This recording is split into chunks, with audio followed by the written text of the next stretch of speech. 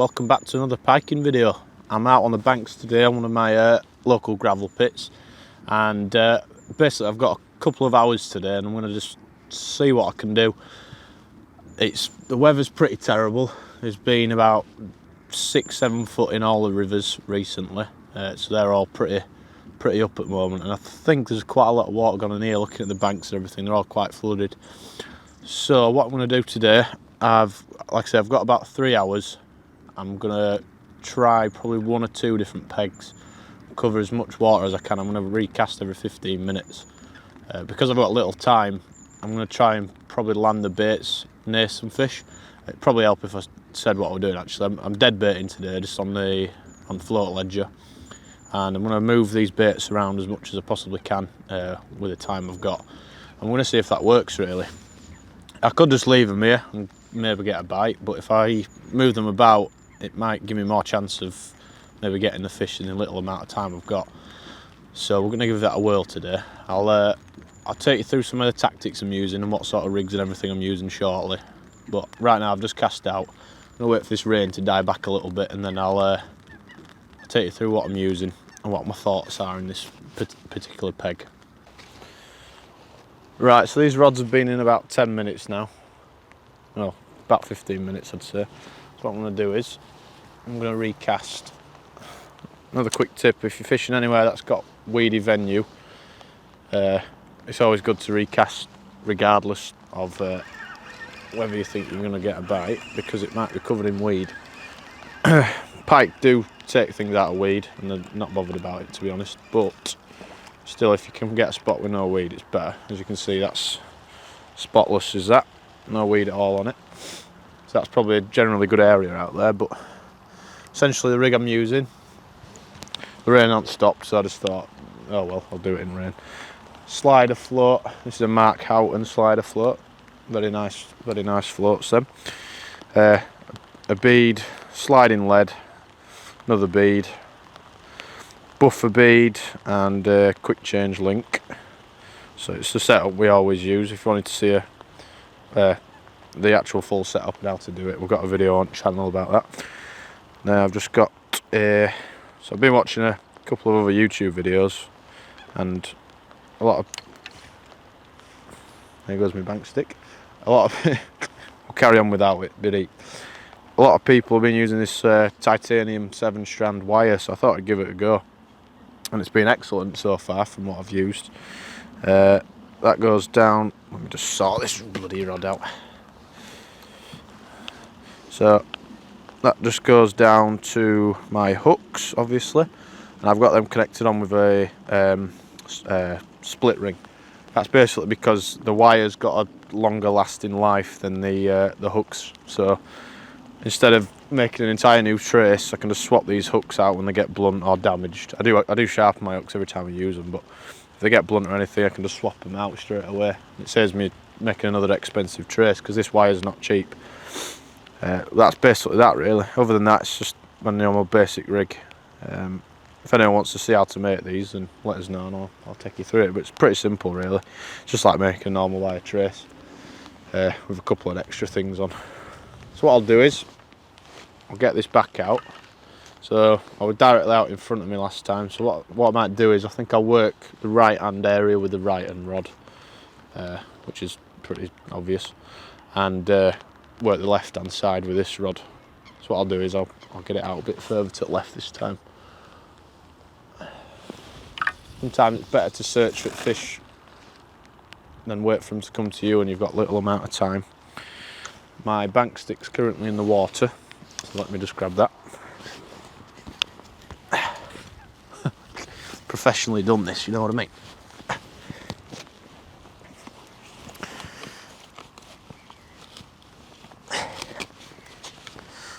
It's done out when the ground's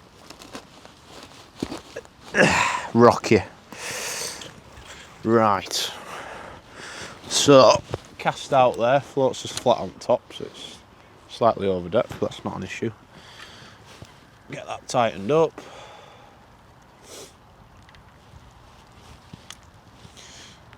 But this is definitely a good method if you're fishing somewhere with quite a few pike. Moving your baits about can help quite a lot. That one's out there now. We'll keep an eye on that, and I'll recast this one as well. So one of them's got salmon smolt. One of them's just fishing a little smelt. As you can see, that one's got quite a bit of weed on it, but to be honest, that much weed there, if your lead's not clogged up with it and everything, it's not too bad. So essentially what's happening with this is, on the bottom, when you cast out, lead's hitting the bottom, which isn't any weed, and then this hook bait, you think when you bring that in and it's covered in weed, your bait's been covered totally in weed on the bottom, so the pike can't get to it. It's not true. What that'll do is, because your lead's landing first, that'll just flutter down, just land on top of the weed, and the pike can easily grab it out of it. Don't find any issues doing that. Learned that from experience fishing this particular place. But like I say, if you can get a spot without weed, it's always better. But end of the day, that's where they live, so maybe it's not such a bad thing. But we'll get this one back. Might try it a bit further out this time. Same sort of area, but a bit further out.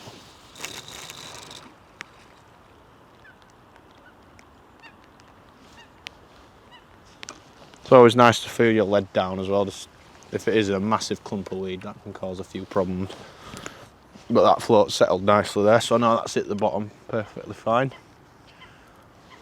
That's it. 2 rods back out, and I'm going to recast them again in another 15-20 minutes. Well, I'm just going to make myself a quick coffee now. I've just recasted the rods, and I thought I'd just have a quick chat about gravel pit pike fishing.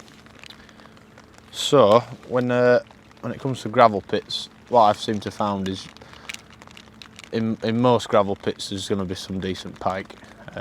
This particular one that I'm fishing today, it doesn't actually have too many coarse fish. You know, there's not many silvers like roach and bream and things like that. There's plenty of perch, but there's some big pike in here. So what it's telling me really is they're eating each other and probably perch. So don't let it put you off if there's not loads of silvers, is what I'm saying. And what the other thing is, when there's not a lot of silvers, the other thing I've tend to found is, and probably true on most places, if there's not many silvers, the pike seem to spread out quite a bit because they're eating each other, and just like perch and things, you know, try to keep away from each other. So that means they spread out a little bit more in the lake itself. So on places where there aren't many silvers, I don't think winter quarters and stuff like that actually matters too much, because the fish aren't shoaling up. They're not homing in on shoals of fish because there isn't any, basically. So places like this are quite good in winter for that reason. You can sort of hop in any peg and get bites. It doesn't tend strictly to be true about places with full of silvers. There is a couple of gravel pits I fish where you do need to fish the deeper water and find the shoals of fish. But that's just another thing. You've got to work out what's actually in here. It's sometimes good in summer to come down and have like I don't know, figure it out in summertime. Fish for roach and stuff on maggot. See what you catch. If you don't catch roach and bream, and you know there's pike in here, you sort of know that they're not going to be shoaling up in winter time. It's quite confusing, but I think I've made it pretty clear what I mean. So yeah, that's my thoughts on here anyway, and for today. I might not get a bite, but that's fishing for you. I'm going to try my best. And I'm out in this weather, so, you know, if I get a fish, I'll be very happy. If I don't, whatever.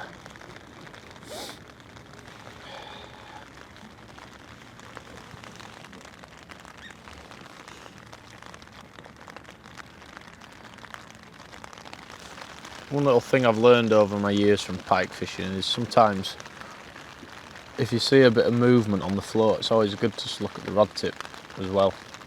Sometimes your float might not be indicating as well as it should be. If you watch the rod tip as well, you'll see it bouncing and maybe looking a bit different.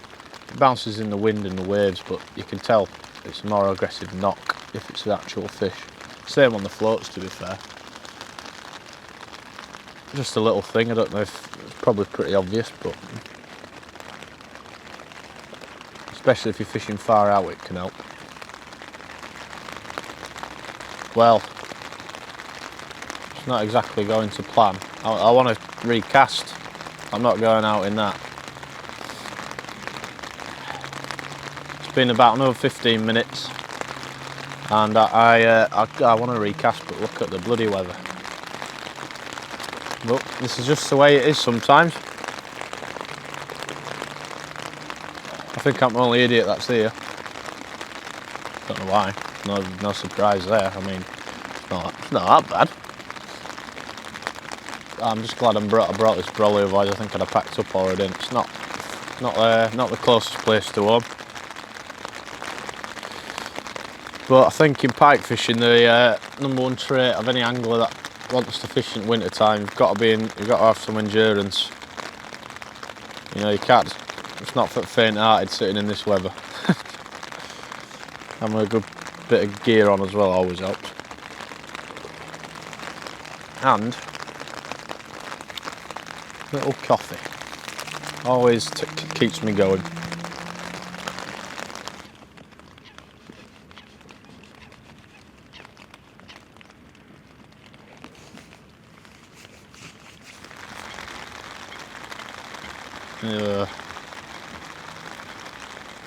I might have to brave it and go out in it.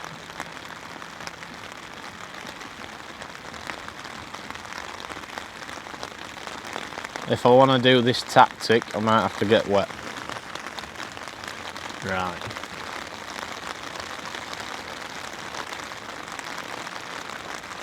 Right, I'm going to go for it. Let's do this. It always sounds worse under the umbrella. It's not too bad.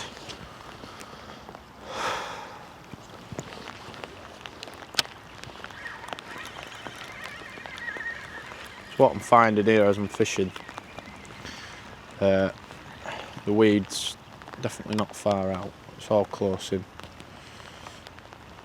So if I get over that 2 rod length mark, I should be pretty clear at weed. Let's try it a bit further down to the right.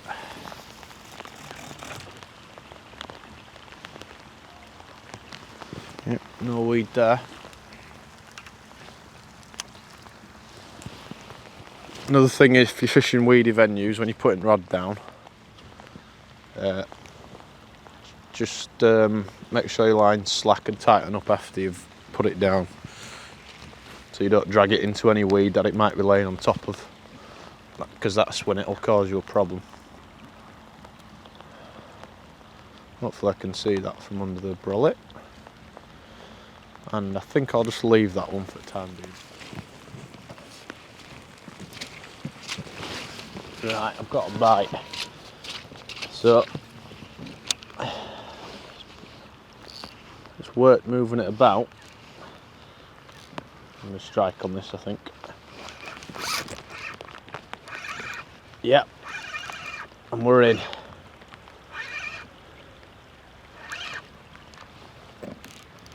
Don't feel like a bad fish actually.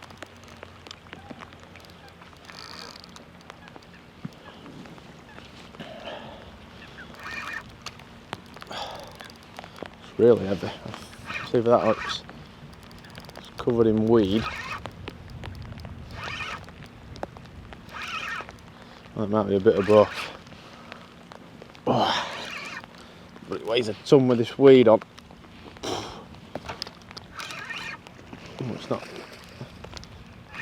I'm not even sure if it's hooked. I've got so much weed.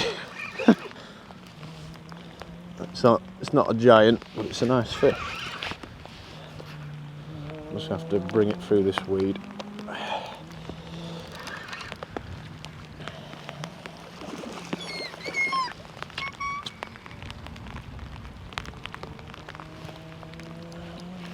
This is why I use these nice strong rods as well. But I might lose this because it's actually not that much tension on it with all that weed. It's only a little jack. It's only just up as well. Just gonna get him in the net. Yep, there we go. Along with about 50 tons of weed, I've got a fish.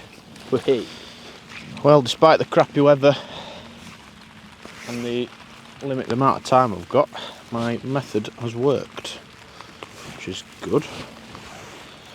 Got a nice fish here.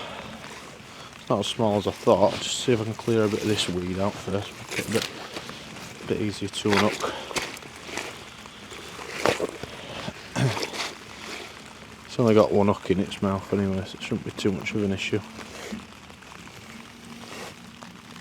You know, it's unhooked itself. Great, it's even easier.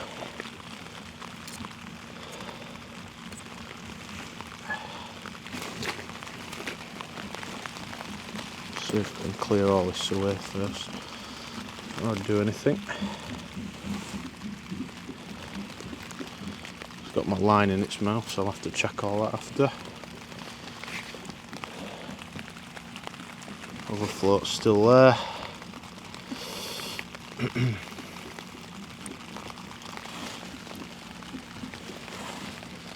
That rod was probably only there 10 minutes. And there we go. First fish, and well worth coming out for. And that's the tactic of moving your baits around often on big waters. Works very well. Let's get this beauty back in.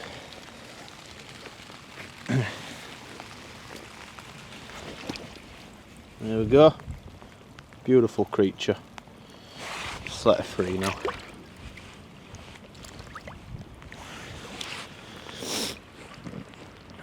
See you, matey.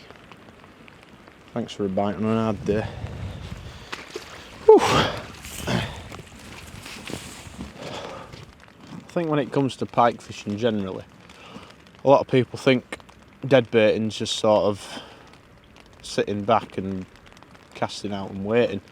But there is a lot more that goes into it, really. You know, there's plenty of ways you can deadbait. You can fish static on bottom, paternoster, fish popped up, you can fish drifting them about. It's sort of just one of them things you've got to gauge on the day that you go. Fishing popped up can work really well on rivers and places where there's, you know, probably crayfish, or maybe if it's really weedy, you can't fish safely in the weed, and sometimes good to pop them up above the weed and things like that. But generally, when it comes to it, fishing static on the bottom is the best method, from what we've found and what I've found. I've tried paternoster a couple of times. I know it works, but I've not had much success with it. But I think on rivers it is a very good tactic. I've seen a couple of people doing it on YouTube, and on the rivers it puts a lot of movement into the bait because of the flow of the water. I'm not quite sure it works as well on lakes and stuff like that. I mean, I'm sure it does, but on lakes I just fish static or popped up, depending what, you know, if there's crayfish and things like that. I fished a couple of locks in Scotland where there's places with a lot of crayfish, and it's sort of unfishable if you fish on bottom because the crayfish get to it before the fish. And one rule from I've learned over the years as well, deadbaiting just doesn't work as well when there's crayfish in the water. I don't know if it's because sometimes pike don't have time to get to dead fish on bottom, so they don't get used to eating it because the crayfish get them before the pike. I don't know if it is that, or if it's just, I don't know, or if it's just they don't like to eat baits when there's crayfish there. That's one thing. Another thing, if you're fishing a water and you know there's crayfish in there, deadbaiting might not be the way forward. You know, lure fishing or drifting them about might be better. So if you're not catching fish, maybe that's why, and maybe it's worth either popping it up, paternoster, or drifting it about somewhere where it's not near the bottom.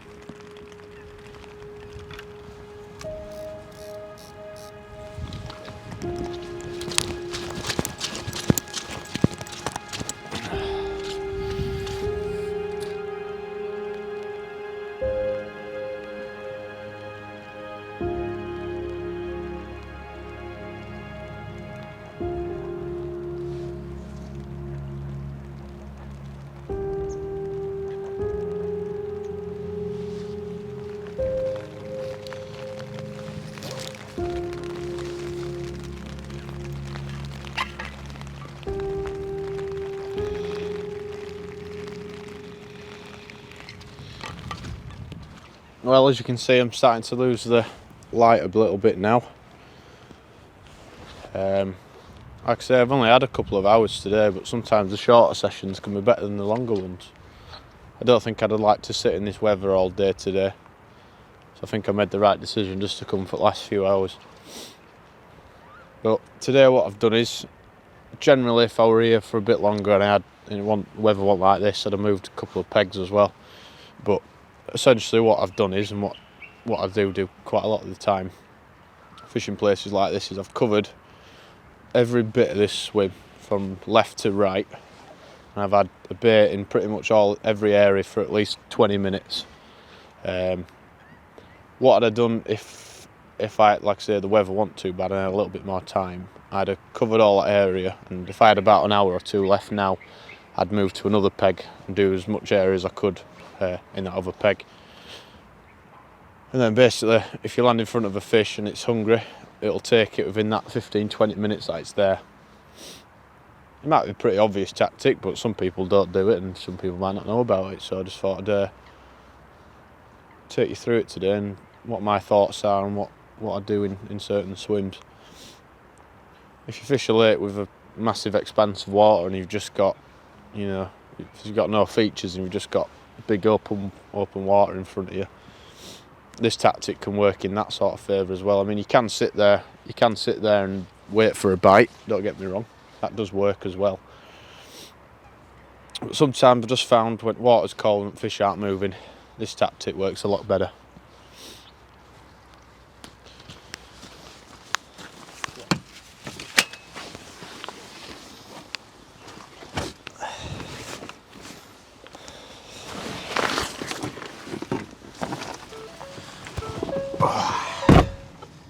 Well, that was a bit of a wet one, but I'm back in car. I've managed to get everything in without getting too soaked. But anyway, I hope you enjoyed this video and I hope we got a few tips from it, and maybe something else that you haven't tried before. But yeah, thanks for watching, and we'll see you in the next piking adventure. See you later.